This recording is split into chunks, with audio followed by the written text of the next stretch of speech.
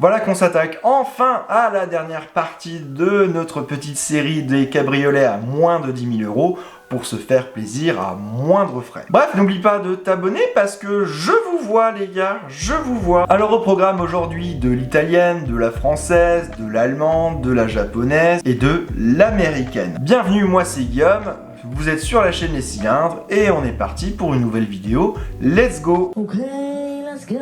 Les années 90 ont été véritablement exceptionnelles pour la marque Fiat. On pense à l'étonnante Tipo sortie en 88, la Cinquecento, la Fiat Coupé, la Multipla, la Barchetta et surtout à la Punto, deux véritables bangers. Mais est-ce que vous vous rappelez de l'existence de la Punto Cabriolet Marque 1 ? En 94, la petite citadine italienne enlève le toit avec un dessin toujours signé par Giugiaro, mais la voiture est assemblée par Bertone, d'où le petit B sur le haut des ailes avant. La gamme elle est plutôt restreinte avec deux uniques versions, une très dépouillée nommée S et la haut de gamme ELX, plus richement dotée. La Punto met un sacré coup d'yeux à la concurrence puisqu'elle est l'une des premières à se passer du disgracieux arceau de sécurité. La caisse est renforcée au prix d'un prix corsé. Pour la version S, eh bien la Punto est équipée d'un petit moteur 1,2 litre de 60 chevaux, loin d'être fougueux, et le ELX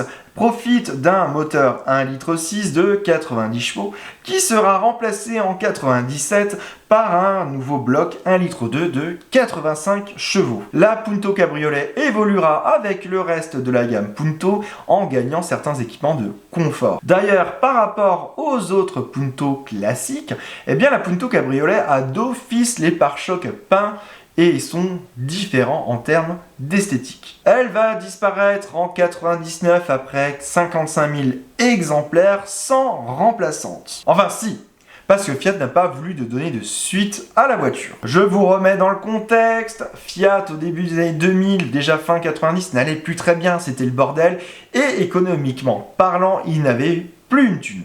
Donc sortir une Punto 2 était vital, sortir une version cabriolet, non. En 99, avec la Punto 2, Pininfarina va tenter de déclarer sa flamme à Fiat avec une version concept de la Punto Cabriolet qui se nomme la Wish. Alors, pour ceux qui me suivent depuis le début, vous savez que j'en ai déjà parlé de ce concept car, donc j'ai déjà fait un article sur mon site qui est plus vraiment un jour, vous en doutez avec YouTube. Cette Fiat Wish, elle va donner naissance à une voiture quand même, à la Mitsubishi CZC. Vous n'avez rien compris? En attendant de revenir sur des explications entre la Wish et la Mitsubishi, et bien en attendant, sachez que la Punto se dégote avec plus de 150 000 km à seulement 1600 € en version S. On trouve des ELX similaires pour 2000 €. Enfin, sous les 150 000 km, on retrouve des exemplaires S et ELX pour 3 à 3 500 €. Sous les 150 000 km, on arrive à trouver des versions S et ELX pour 3 à 3 500 €. Et enfin, pour des versions à moins de 100 000 km, et oui, ça existe encore, on les trouve aux alentours de 5 000 €. Avec la Mitsubishi Colt, le constructeur japonais est à milieu de réussir sur le marché européen. Pourtant, la citadine est disponible en deux carrosseries, 3 et 5 portes, et elle est loin d'être mauvaise. Disons qu'elle cache plutôt bien ses qualités. Au secours, vous êtes laide. Au début des années 2000, Mitsubishi tente le tout pour le tout avec le phénomène des cabriolets, ou plutôt la tendance du coupé cabriolet, en décapsulant sa Colt. Et c'est là où je reviens à mon concept Fiat Wish. Eh bien, si Fiat n'a pas donné suite à Pininfarina pour la Wish, eh bien, Pininfarina continue de draguer tout ce qui bouge pour tenter de remplir son carnet de commandes et ses chaînes de fabrication en Italie, et va donc proposer la Fiat Wish à Mitsubishi. Alors Mitsubishi, il a un peu la flemme comme nous un dimanche matin, il traîne en training, et il va quand même se laisser séduire par cette solution clé en main. La Fiat Wish va donc devenir la Mitsubishi Colt CZC. Alors, on va gagner du temps tout de suite parce que le cabriolet va être un flop monumental et ça commence par sa conception. Pininfarina va conserver le dessin de la Wish et va l'adapter sur la Colt. Le dessin fait extrêmement vieillot, parce que je vous rappelle que le concept de base a déjà 7 ans, et la face avant de la Colt, plus proche du mini-space que de la citadine, ne colle pas vraiment au dessin plutôt racé de la Punto Cab, dite Fiat Wish. Deuxio, ce qui ne va pas aider les clients, c'est que sous le capot, la Fiat, la Mitsubishi Colt ne va proposer qu'un seul bloc, et il s'agit d'un moteur 1,5 litre de 105 chevaux. Autant dire que la messe était dite. Bon alors côté tarif, cette voiture totalement atypique et du coup plutôt rarissime sur notre marché français, eh bien ne coûte que 5000 €. Alors je vais pas vous faire une fiche complète parce que j'ai zéro info sur la voiture et surtout il n'y en a qu'une seule actuellement en vente et elle affiche 120 000 km. Donc si vous voulez une voiture moins kilométrée, il va falloir se montrer patient. Bon pour la petite histoire, vous avez compris, la voiture a été un terrible flop et Mitsubishi va se retourner contre Pininfarina, qui va lui reprocher d'avoir mis beaucoup trop de temps dans le développement de la voiture et d'avoir raté un peu sa sortie, d'être sorti trop tard et de ne pas avoir su séduire la clientèle avide à ce moment-là de couper cabriolet. Au secours, vous êtes laide. Alors l'histoire, elle va se régler devant les tribunaux et il semblerait, alors j'ai pas trop l'info, mais que Pininfarina va débourser 5 millions d'euros de dédommagement auprès du japonais. Et depuis, ils vont plus vraiment travailler ensemble. Restons chez les japonais avec une voiture tout aussi rare, la Nissan 100 NX. Alors ce n'est pas vraiment un cabriolet, c'est pas un coupé cabriolet, mais c'est un Targa, qu'on nomme T-Roof chez Nissan. Alors en 91, arrive une drôle de voiture avec sa bouille et ses feux en forme d'ovale. Sous le capot, Nissan va être plutôt sympa quand même, puisqu'on parle d'une voiture principalement développée pour le Japon et les États-Unis, donc qui va avoir une palette de moteurs assez large donc à l'export,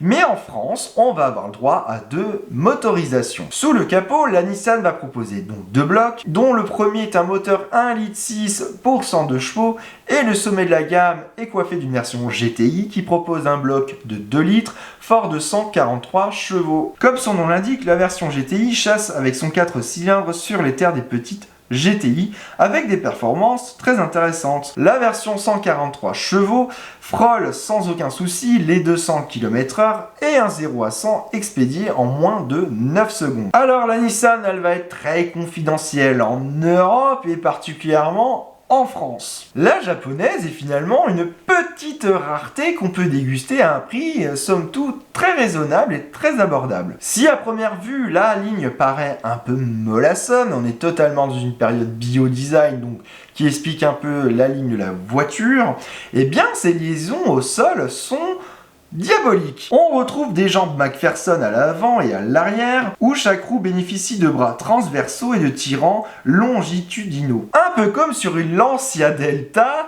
car l'Italien n'avait pas breveté son système. La Nissan 100 NX se dégote à partir de 2000 €, avec plus de 200 000 km au compteur. Mais on trouve des exemplaires avec environ 100 000 km pour 5000 €. Les plus belles versions GTI, évidemment, commencent à voir leur cote s'envoler et on trouvera un ticket d'entrée aux alentours de 10 000 € pour la 100 NX GTI dans un état full stock, parce que je vous vois venir avec les versions tuning, c'est niet et c'est non. Direction l'Oktoberfest, enfin bretzel pour ceux qui boivent pas d'alcool, on va parler de la Volkswagen Golf 3 cabriolet. Succédant à l'incroyable et indéboulonnable Golf cabriolet Mark 1, son succès a été tel que la Golf 2 n'aura pas droit directement à sa version cabriolet. En 93, il est donc temps de passer à autre chose chez Volkswagen et on décapsule la 3e version de la Golf. La Golf 3 cabriolet va reprendre la même recette que la Golf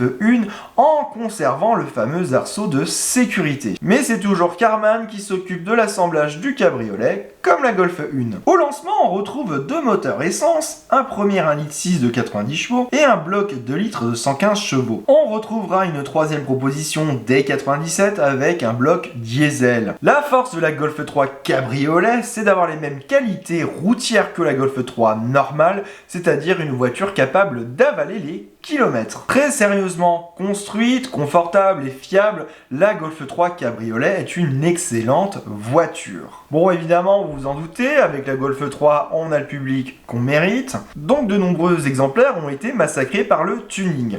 Donc il faudra bien fouiller le bon coin pour éviter toutes les perles qui seraient dignes d'un épisode de striptease sur France 3. Fort heureusement, j'ai un peu cherché quand même pour vous, et on trouve une foule de caisses rincées, mais on a quand même de très beaux exemplaires pour 3000 €. De belles Golf 3 avec des configs assez sympas. Bon, elles affichent plus de 200 000 km, mais à 5000 €, on arrive à avoir des exemplaires qui affichent 150 000 km, et il faudra compter 8000 € pour un bel exemplaire full stock d'origine avec 100 000 km. Si vous trouvez le look de la Golf 3 pas vraiment à votre goût, eh bien sachez que chez Volkswagen, on a recyclé la Golf 3 Cabriolet et on la retrouve avec la face avant de la Golf 4. Et surtout un esprit très fidèle de finalement la Golf 1 Cabriolet. On reste avec la Golf. Non, je déconne, on va parler de l'Audi TT Cabriolet. Eh bien son nom est directement issu du Tourist Trophy, une course dangereuse mais ô combien célèbre, qui a lieu chaque année sur l'île de Man en Angleterre. Le nom du TT, c'est aussi un clin d'œil à l'héritage d'Audi avec son passé avec Enesu. Pour mémoire, la marque Enesu est connue pour son moteur rotatif et il a été racheté par Volkswagen en 70 et le bureau d'études, très novateur à l'époque, a été directement intégré à Audi car Volkswagen voulait pleinement profiter des cerveaux en ébullition des ingénieurs de Enesu pour monter en gamme Audi. Son design est inspiré par le fameux mouvement Bauhaus, où la forme l'emporte sur la fonction, mais surtout par le concept Argos de Renault, dessiné par Jean-Pierre Plouet. Alors avant que vous me jetiez la pierre, sachez juste qu'il y a énormément de similitudes entre le concept car Renault de 93 et l'Audi TT. Et Audi l'a même reconnu publiquement s'être littéralement inspiré du concept car du losange pour créer la TT. Sachez qu'Audi voulait également sa part du gâteau dans la folle tendance des petits roadsters de place. Oui, le constructeur voulait répondre à Mazda, mais surtout à Mercedes avec son SLK, premier coupé cabriolet au monde, mais aussi à la BMW Z3. Ferdinand Pirch, donc l'homme fort du groupe Volkswagen, refuse tout d'abord le projet car il estime qu'Audi offre assez de cabriolets dans sa gamme. Et si le TT doit voir le jour, ce sera d'abord en coupé. Pourtant, 6 designers de la marque basés au centre de style de Californie vont concevoir un premier concept car. Audi valide la production du coupé et il débarque en 98. Face à ce succès, eh bien la voiture va passer au Roadster dès l'année 99. Si en termes de performance c'est la folie, le TT pouvant atteindre 243 km/h en vitesse de pointe, eh bien tous les véhicules vont devoir passer en concession pour être corrigés avec l'adoption d'un aileron. Sous le capot, on retrouve les mêmes moteurs que le coupé avec un 1.8 turbo 20 soupapes de 180 chevaux, disponible en 2 roues motrices ou en quattro, et au sommet de la gamme, on retrouvait un 1.8 turbo de 225 chevaux uniquement en version quattro avec un différentiel Haldex. Rapidement, l'entrée de gamme sera rejointe par un nouveau bloc moteur. On parle d'un bloc de 150 chevaux qui évoluera à 163 chevaux. En 2003, l'Audi TT va même se permettre le luxe d'offrir une version V6 qui est du coup rarissime. Il s'agit d'un V6 3 litres 2 24 soupapes de 250 chevaux, le fameux VR6. À bord, le TT se montre rigoureuse et sportive avec une profusion d'aluminium. Le tout dans un format compact car elle ne mesure que 4 mètres de long. Aux alentours de 10 000 €, l'Audi TT va se retrouver avec un certain fort kilométrage. En effet, avec plus de 170 000 km, on retrouve de beaux exemplaires pour 7 500 €. Une quattro va demander une rallonge de 2 000 €, mais on en trouve. Les plus beaux exemplaires avec moins de 80 000 km conservent une cote plus haute puisqu'on les trouve à partir de 13 000 €. En 93, il débarque une allemande très sympa à la ligne absolument splendide.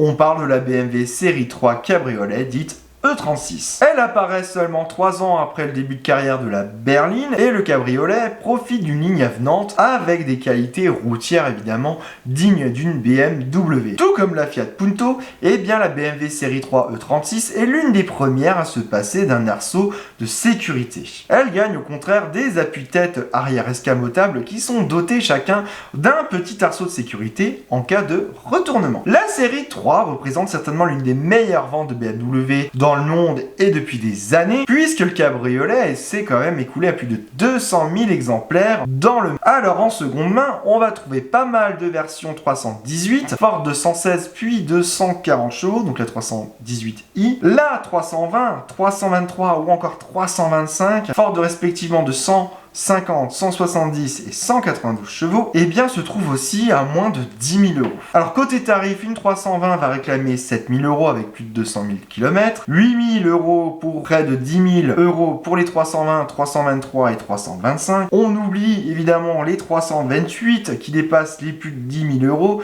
tout comme les trois précédentes dans leurs versions les plus récentes. Attendez-vous à du kilométrage assez élevé avec plus de 150 000 km ou des travaux pour les versions E36 les plus puissante. Place maintenant à une franco-allemande avec l'Opel Tigra Twin Top. Alors, non pas parce que Opel appartient désormais à Stellantis, mais parce que finalement, cette voiture, eh bien, c'est le mariage entre la France et l'Allemagne, puisque c'est la société Eliez qui va développer pour le compte d'Opel le petit Roadster 2 places. La voiture est plutôt atypique en termes de style, c'est d'ailleurs ce qui explique son échec. La voiture reprend le design en vigueur chez Opel avec beaucoup d'angles et peu de courbes. L'arrière est absolument discutable, avec des feux arrière rouges pétants. Au secours, vous êtes laide. Après une première génération qui était tout simplement un petit coupé compact, eh bien la Tigra revient en 2002 sous une autre forme, puisque c'est désormais un roadster qui offre 2 places, mais qui cède aussi à la tendance du moment des années 2000, au coupé cabriolet. La voiture est intégralement conçue par Eliez à Cerizay, donc dans les Deux-Sèvres. Eliez va allègrement piocher dans la banque d'organes de chez Opel, puisque la voiture repose totalement sur la plateforme et les mécaniques de l'Opel Corsa C. Vous vous en doutez, la petite allemande vise essentiellement la Peugeot 206 cc, mais elle n'y parviendra pas. Sous le capot, on retrouve des blocs essence et diesel. Alors en essence, on retrouve les moteurs 1,4 litre 16 soupapes de 90 chevaux et le moteur 1,8 litre 16V de 125 chevaux. La Tigra est aussi disponible en diesel avec un petit bloc 1,3 litre 16 soupapes de 70 chevaux d'origine Fiat. Longue de seulement 3,92 m, et bien la petite Tigra va faire un flop et elle va entraîner malgré elle Eliez dans sa chute. La voiture disparaît dès 2009 alors que la branche auto d'Eliez fait face à des difficultés économiques. La faillite, quoi. Attention, toutefois, la Tigra n'est pas exempte de certains défauts et il se peut que la petite allemande souffre de petits soucis mineurs, hein, vraiment. Genre le toit qui souffle plus et qui peut aussi ne plus se refermer. Voilà. On parle aussi de son coffre qui peut se bloquer et qu'on ne parvient plus à ouvrir. Donc ça aussi, c'est à prendre en compte au moment de l'achat et de bien vérifier ces éléments-là. J'ai également pris le temps un peu de regarder les forums qui concernent la Tigra et elle n'est pas exempte d'autres soucis comme l'étanchéité. Typiquement, j'ai retrouvé le témoignage, enfin même plusieurs, de personnes vivant dans le nord de la France et qui ont eu des soucis avec du givre et du gel à bord de la voiture. Les vitres peuvent bloquer, les poignées de porte également, enfin bref, c'est un peu les Hunger Games de l'automobile. On note enfin aussi quelques soucis de finition et une qualité des selleries pas au top où le cuir peut s'arracher avec le temps. Côté tarif, bon bah ça reste quand même une bonne affaire parce que la Tigra on la dégote à partir de 3 000 euros. On trouve de super exemplaires avec moins de 150 000 km pour 5 000 euros. Une voiture quand même à ne pas négliger, mais à bien surveiller, mine de rien. Surtout que les pièces se trouvent facilement, hein, parce qu'on parle de l'Opel Corsa C, un modèle qui était quand même très bien vendu à sa sortie et tout le long de sa carrière. Donc de ce côté-là, on est tranquille. Ça va être plus sur les éléments mécaniques du cabriolet qui vont être difficiles. On reste en Allemagne avec la Volkswagen EOS, l'unique coupé cabriolet de Volkswagen, à ne pas confondre avec la Volkswagen CC qui était une Passat mais en berline coupé 4 portes. L'EOS est un grand coupé cabriolet qui se remarque par sa plastique très éloignée par les choix esthétiques des designers dans le reste de la gamme Volkswagen. Le cabriolet, lui, offre 4 vraies places, c'est certainement l'un des plus beaux coupé cabriolet qui fut. Trouvez-moi des exemples de coupé cabriolet aussi beau que l'EOS, vous en trouverez pas. Déjà son nom est ultra poétique. puisqu'il fait référence à la déesse grecque de l'aurore, mère du vent et des étoiles du soir et du matin. Bon, pour le reste, c'est du générique. L'Eos repose sur la plateforme B6 de la Passat, mais n'en fera aucune référence esthétique. Par rapport à la Golf 6 Cabriolet, eh bien la Volkswagen Eos se passe d'un arceau de sécurité visible. La caisse, elle est renforcée. La voiture, elle est comme la Renault Mégane, elle propose un toit panoramique vitré. Mais alors, unique sur le marché et sur le segment, elle est la seule à permettre d'offrir un toit panoramique ouvrant. En 2011, l'Eos se repoudre le nez avec un facelift qui la fait rentrer un peu dans le rang, et je trouve que cette phase 2 lui fait perdre un peu en personnalité. Sous le capot, la Volkswagen Eos propose une très large palette de moteurs. On retrouve un moteur 4 cylindres 1,4 litre de 122 et 160 chevaux, un moteur 1,6 litre de 115 chevaux, mais aussi un moteur 2 litres de 150 et 200 chevaux, mais aussi disponible après le recyclage en 210 chevaux. Surtout, l'Eos propose même deux moteurs V6. Le premier fait 3 litres 2 pour 250 chevaux et le second 3 litres 6 pour 260 chevaux. Sans oublier le fameux 4 cylindres diesel, un 2 litres de 140 chevaux. L'Eos, c'est un très joli succès pour Volkswagen et elle prendra sa retraite en 2015 après plus de 230 000 exemplaires. Le choix sur le marché de la seconde main est très large, on trouve beaucoup de versions diesel, mais avec plus de 140 000 km, on la dégote des 6 000 euros. Les moteurs les plus puissants s'échangent à 7 000 euros avec plus de 150 000 km. Pour faire simple, aux alentours de 100 à 120 000 km, l'Eos va demander entre 8 et 10 000 euros, et sous les 100 000 km, on dépasse largement les 10 000 euros. Toutefois, prenez bien en compte que le moteur le plus vendu sur l'Eos, eh bien c'est le 2 litres TDI de 140 chevaux. Je viens de vous parler d'un des plus beaux coupés cabriolets de la production, eh bien place à l'un des plus moches, et cocorico, il est français. Je rigole, mais matez quand même la tronche de la Mégane CC. Pas mal, non? C'est français. Alors, pour la Renault Mégane CC, je ne vais pas vous parler d'une seule génération, mais je vais parler des deux générations que Renault a proposées du coupé cabriolet sur la base de la Mégane, parce que finalement, les deux générations sont assez proches en termes de tarifs. Les deux Méganes se distinguent de la concurrence par un toit panoramique de série, les deux cabriolets profitent de vraies 4 places. Pour la seconde génération de la Mégane CC, l'arrière aurait été signé par un architecte d'intérieur. La première version profite d'un système de toit conçu par Karmann, et la Mégane 2 propose deux blocs essence à 16 soupapes, un 1,6 litre de 115 chevaux et un 2 litres de 136 chevaux, plus un diesel de 120 chevaux. Le diesel et la version essence de 136 chevaux proposent tout de même une boîte à 6 rapports pour plus de confort et d'économie de carburant. La seconde génération qui arrive en 2009, elle va proposer 2 essences pour 3 diesels. L'essence propose le 1,6 litre SV de 110 chevaux et le TCE de 130 chevaux. Les moteurs diesel sont en DCI et proposent 110, 130 et 160 chevaux. On peut également opter pour la version boîte auto, dite EDC, et son double embrayage. Alors, peu de soucis sur les Mégane 2 et 3 CC, on va juste dire son principal défaut, c'est une ligne pas forcément très séduisante, mais l'ajout d'un toit panoramique vitré, c'est quand même un très bel argument pour profiter des beaux jours sans forcément décapoté. Côté tarif, les deux voitures sont proches. On trouve des exemplaires des 3 000 euros pour la première et 6 000 pour la seconde. Les plus puissantes tournent aux alentours de 5 à 8 000 euros selon le kilométrage. Et enfin, la Mégane 3 CC profite d'une très jolie finition Floride qui rend hommage évidemment à la Renault Floride et qu'on trouve au-dessus des 10 000 euros, mais la config est vraiment très sympa. On reste chez Renault puisqu'on va parler de la Renault 19 Cabriolet. Et là, on peut le dire, on est sur un très joli cabriolet. Pas mal, non? C'est français. Apparue en 1988, la Renault 19 doit relancer son constructeur qui vit une période très compliquée. Entre l'assassinat de son PDG, des problèmes de fiabilité sur tous les modèles, et bon dernier en termes de finition, c'est pas très jojo chez Renault. Alors pour la R19, c'est pas compliqué, pour le design, on va faire appel à Giugiaro, et on va totalement revoir la qualité de finition de la voiture. Si la voiture est ultra fiable et ultra bien finie, on peut pas en dire autant de sa ligne qui est très passe-partout. Renault ayant mis tout sur la qualité, la R19 souffre de presque zéro défaut. D'ailleurs, c'est un immense succès en Allemagne où elle détrône régulièrement dans les tops des ventes une certaine Golf. Alors très clairement, avec une ligne relativement banale, eh bien la R19 ne déchaîne pas non plus les foules sur son design. Alors Renault a besoin d'une version qui va attirer les gens avec une voiture un peu plus fun, et ça va donc être le rôle du cabriolet. Ce dernier arrive au catalogue à partir de l'année 1991. C'est Karmann qui s'occupe de l'assemblage de la voiture, et c'est l'une des premières à se passer du fameux arceau de sécurité grâce à une caisse très robuste. Alors si la phase 1